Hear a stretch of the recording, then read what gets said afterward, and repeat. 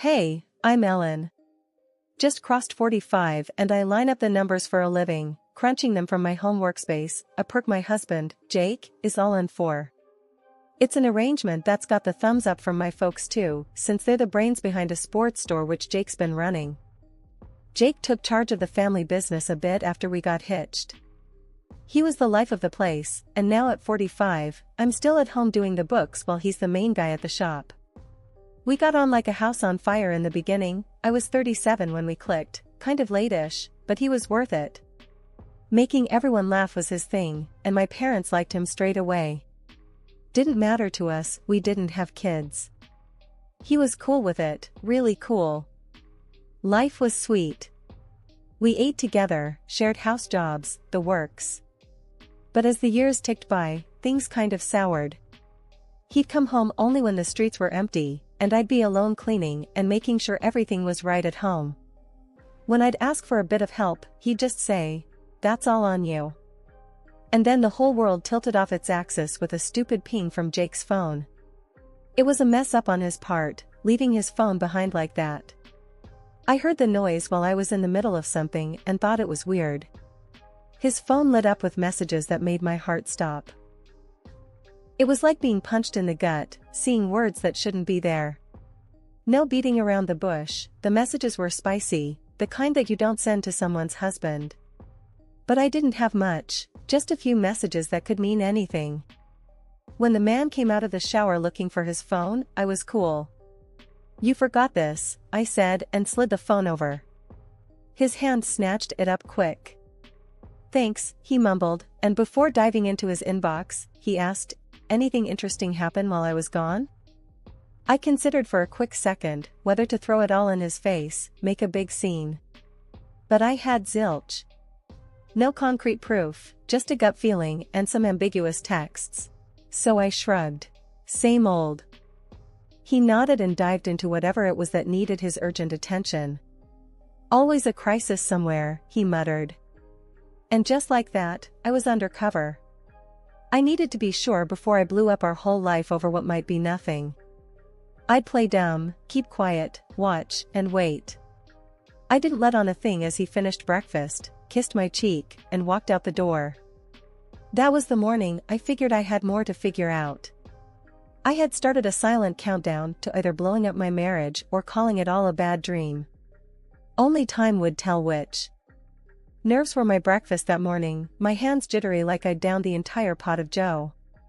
I rang up the detective agency, the one that supposedly knows how to untangle the webs of lies without breaking a sweat.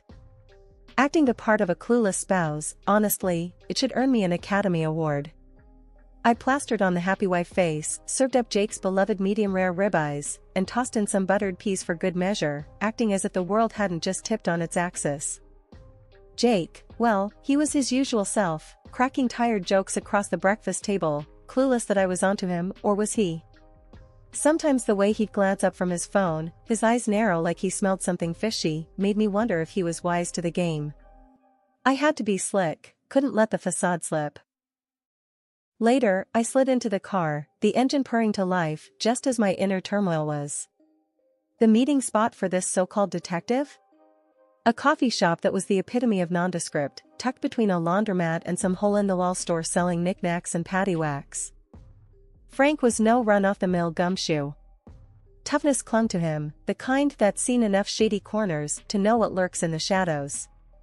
He had a handshake that suggested I could break you, but I'll wait. "So, what's tipping you off to foul play?" Frank's voice didn't just ask the question, it demanded the truth.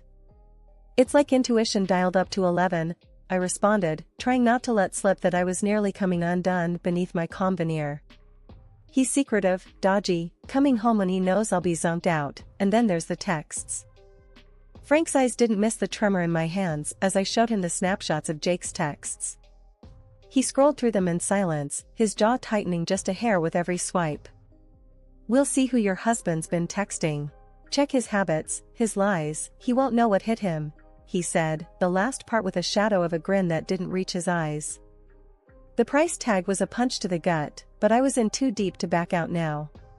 "Let's do it," I said, even as my inner accountant screamed. Home was a minefield now, each step choreographed so Jake wouldn't suspect a thing.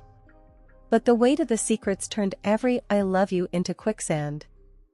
Jake settled on the couch, the blue TV glow casting ghostly shadows. "You've been off. Everything okay?" His concern sounded almost genuine. "Yeah, just a hard day is all." I played it off, cringing inwardly at the deceit caking my words. He grunted, half listening, thumbing his phone like it was wired to his survival. "If you say so." The bedroom was my escape, but sleep was a joke. As I laid in the dark, waiting for the eventual weight of him on the other side of the bed, each creak of the house was a whisper of what might come to pass. The skies were a nasty shade of gray, and my phone wouldn't stop going off with warnings. "Tornadoes coming, Ellen," they said, and you could feel it in your bones. It was true. Jake was all business, pulling stuff from the shelves like a man with a plan. "Basement. Now," he said, without looking up. "I'm grabbing supplies. You, get the weather radio from the barn." Didn't sound like a suggestion. It was getting ugly outside real quick, with the wind getting pushy. I bundled up and dashed out to the barn. The clouds were low, and I wondered if they were trying to tell me something. The barn was a black hole. I felt around for the light but gave up quick. I knew where the radio was, or I thought I did. Then, like a bad joke, the door slammed shut behind me. "Damn," I said out loud, hoping it might make me feel better. It didn't. "Jake." No answer, just the wind being a bully to everything in its path. I pushed at the door, but it was like pushing against a brick wall. "What the heck?" I muttered, and then it hit me like a slap. This was no accident. The door had been shut tight from the outside. "Jake? This ain't funny," I said, louder this time, but the wind stole my words.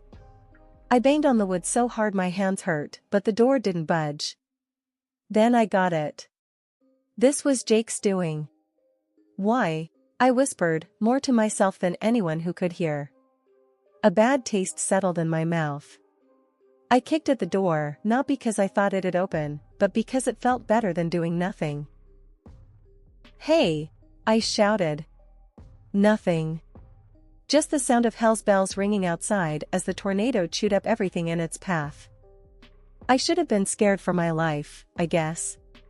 But it was the betrayal that stung me fierce. You expect the weather to turn sour, but you don't expect it from your husband. "I'm stuck in here, Jake," I screamed at the door. But Jake, well, he wasn't there to hear. In the pitch black, I stumbled around, feeling dumb and lost. A radio that might save my skin was useless if I couldn't tell the world I was trapped. Minutes piled on top of each other. I felt each one. The barn was an old beast, groaning in the wind, and I thought about that tornado touching down, about how this barn would probably go first. I'd never been one to panic, but that tornado was stealing my nerve. With each boom and shake, my heart raced like a jackrabbit. This was it, then. Locked in a dark barn by the man who'd promised to always protect me, with a monster storm on the way. My heart was beating so damn loud, I could barely hear the roar of the wind picking up outside. I was banging on the barn door until my hands felt like they were on fire. Then his voice cut through the noise like a cold streak. "I'm sorry, Ellen, but this is for the best. You'll be gone, and I'll be free," Jake stated, plain as day. "Free?" My voice was shaky, raw from all the screaming. "What the hell is that supposed to mean, Jake?" There was a pause. I could imagine him out there, deciding how much to tell me. "It means I'm leaving. With her. And the money. The money we'd both worked our guts out for. The money that was supposed to be for our future."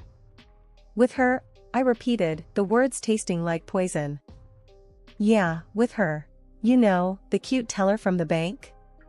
Turns out she's got a thing for guys with a little cash." I kept pounding on the door, but I could feel the fight going out of me. "And you're just gonna leave me here? For a tornado to, what? You think it's gonna just sweep me away, and you'll tell everyone it was some tragic accident?" "Sounds about right," he said, without a trace of the man I thought I knew. "You can't. You just can't. I was hollering now, my throat raw. Jake's voice was fading as if he was backing away. Oh, I can, Ellen. And I am. Take care now. And just like that, the footsteps were gone. I fell silent for a moment, my breath coming in hard gasps. Then I started to scream. Help! Somebody, please! I wasn't ready to give up, not by a long shot. Please! I'm in here. The barn felt like it was closing in on me, the darkness so thick I could hardly breathe. My hands hurt too much for any more banging, so I just kept on screaming. Help! Between each shout, I listened hard. Prayed for the sound of a vehicle, the distant shout of a neighbor, anything. But there was nothing over the rage of the storm. I thought back to every conversation, every look that should have told me Jake was this kind of scum. How did I not see it? But beating myself up wasn't gonna get me out of this. I needed to stay alive long enough to sort out that mess. Anybody? I yelled over the wind. Can anyone hear me? I kept hollering, my voice cracking and breaking, until I couldn't scream anymore. I sagged against the splintered door, the ache in my body nothing compared to the raw scream of betrayal. Help! Hey, anybody! I bellowed again, the words tearing at my throat, raw and angry. I was Ellen. I'd been through storms before. Not like this, sure, not locked in a barn by the man I married, wishing a tornado on me. But I'd been through tough times. And I wasn't about to quit. Not now. Help me. I'm in here. I kept on screaming, even as the world outside screamed back at me. I was yelling my lungs out, voice all scratchy, when suddenly, I heard a click. The barn door creaked on its hinges, and there stood Mr. Donnelly with his dog, going nuts at his feet. What in the hot hell are you doing hollerin' in here, Ellen? Thought the wind yanked your brains out. He grabbed my arm, none too gently, and yanked me out of the barn. I was stumbling over my own feet trying to keep up with his brisk pace. His dog, a big old black lab, was jumping around, barking like it was all a game. We gotta get you to my place, now. Mr. Donnelly shouted over the sound of the howling wind. He was serious, more serious than I'd ever seen him. We pelted down the road, the wind trying to slap us sideways. By the time we burst into Mr. Donnelly's house, my heart was doing somersaults, and my breath was coming fast and harsh. He shoved me down the stairs, before I even had time to thank him. The basement was dim, lit by a couple of bare bulbs. It smelled like damp and old newspapers. We could hear the storm pounding on the house above, but down here, it felt like another world. Coffee? Donnelly offered, and I just nodded, still trying to wrap my head around everything. While the coffee was brewing, he sat across from me, arms crossed, the dog settled at his feet. All right, Ellen. Spill it. What's got you locked up in a barn with a twister on your tail? I took a deep breath, the warm smell of coffee filling the air. Jake, I started, the name like a lead weight in my mouth. He's locked me up to get taken by the storm. Mr. Donnelly stared, his eyes hard as flints. Son of a, and here I thought he was just the usual kind of fool. Yeah, a fool, I muttered, feeling my hands ball into fists. Got a plan for every dime, just not for me. Saying it out loud, it sounded even worse. Donnelly handed me a mug, the heat from the coffee seeping into my cold fingers. Well, hell, he picked the wrong woman to mess with. His lips twitched into what might have been a smile on a good day. Outside, the storm was still tearing at the world, but inside, sipping on Mr. Donnelly's coffee, I felt something like peace. Or maybe it was just the eye of the storm. S'pose I've got some planning to do, I said, my voice steadier now.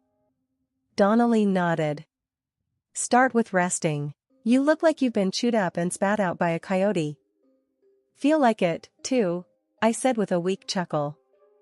That's how I found myself in old man Donnelly's basement, with the storm overhead. But my own storm was just getting started. And when it hit, it wouldn't be nature's fury, it'd be mine. As I stepped out of Mr. Donnelly's basement with him right beside me, what hit me first wasn't the sight but the silence, the eerie kind that follows a big ruckus. It was like the world was holding its breath.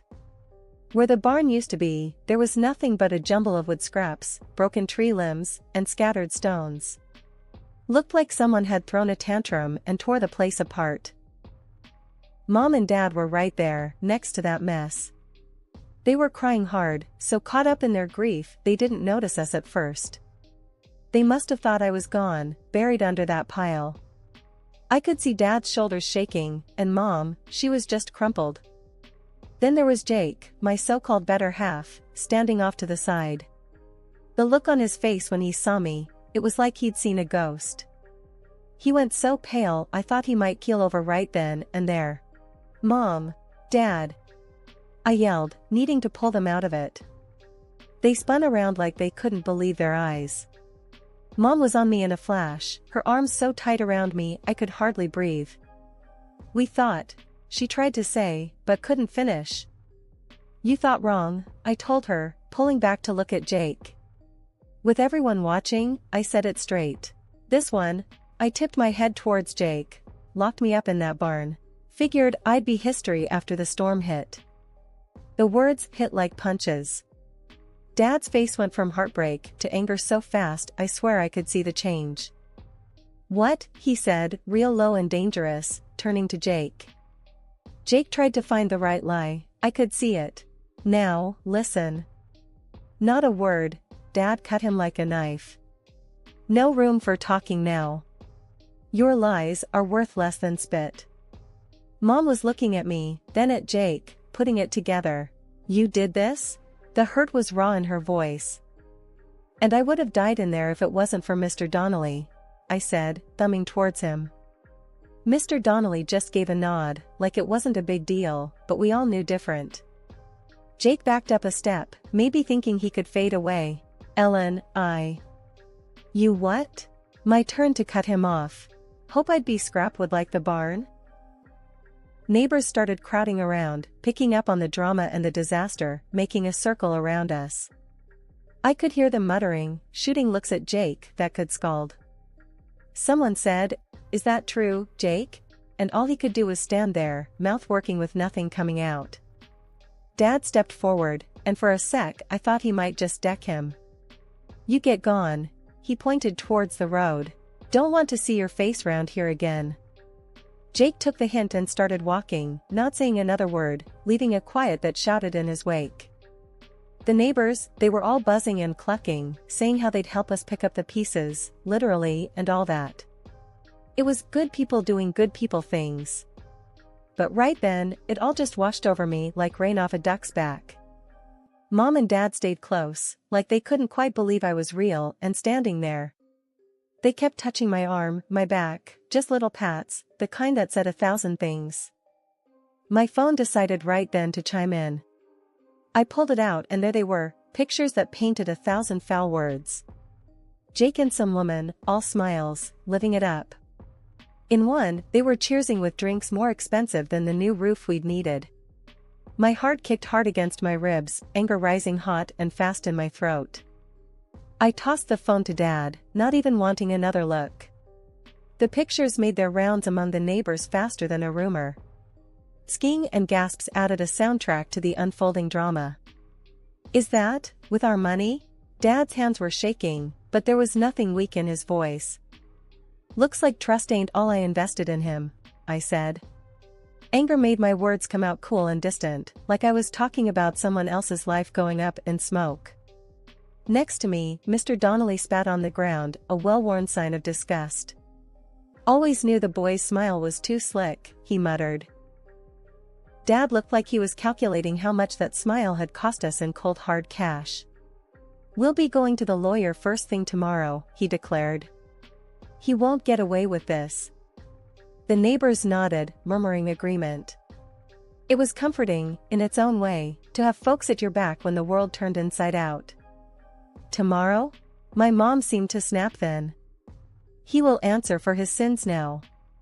I understood that feeling boiling up inside her, but I knew if we were to wring this out for what it was worth, we'd need the law on our side. "We'll get him, Mom."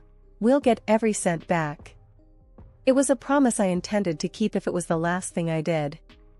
We spent a few minutes going back and forth about what to do next, but it was mostly just to keep our hands busy while our minds raced.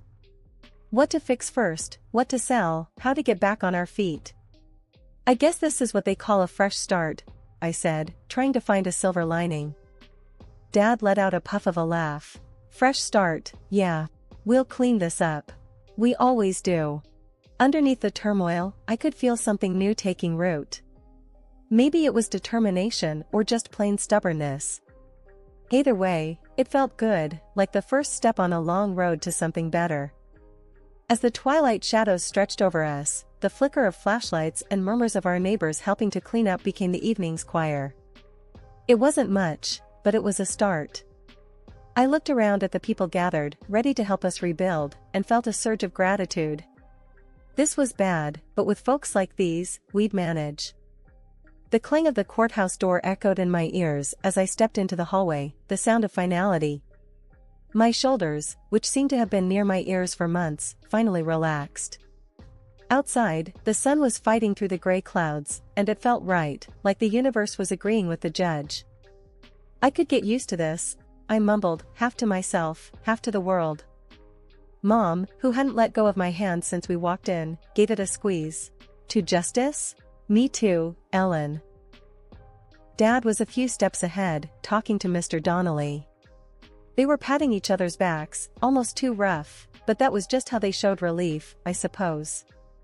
The police had done their job, taken Mr. Donnelly's statement, all the shady emails, and the photos off my phone as evidence. They moved faster than I thought they would, or could. Even Jake couldn't squirm his way out of this one. "Ya hear what that lawyer said just now?" Dad was almost grinning as he caught up to us.